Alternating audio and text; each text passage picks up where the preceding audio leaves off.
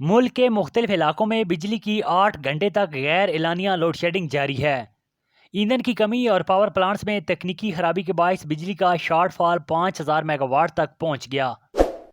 ذرائع کے مطابق بجلی کی پیداوار میں کمی جبکہ طلب و رست کا فرق بھی بڑھ گیا۔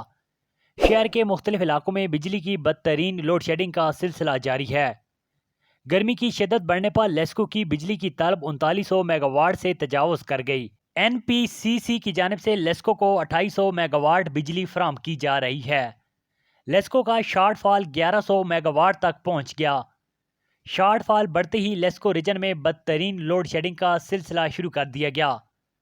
ملک کے مختلف علاقوں میں ہر گھنٹے کے بعد 1 گھنٹہ فورس لوڈ شیڈنگ کی جا رہی ہے۔ دیہی اور شہر کے مضافاتی علاقوں کے لیے کوئی شیڈول ہی جاری نہیں کیا گیا۔ متعدد دیہی اور مضافاتی علاقوں میں گھنٹوں غیر اعلانیہ بجلی کی بندش کا سلسلہ جاری ہے۔ ملک بھر میں بجلی کی طلب 19000 میگا واٹ سے تجاوز کر گئی۔ ناظرین، مزید خبروں اور مختصر معلوماتی ویڈیوز کے لیے ہمارے چینل کو ضرور سبسکرائب اور لائک کیجیے گا۔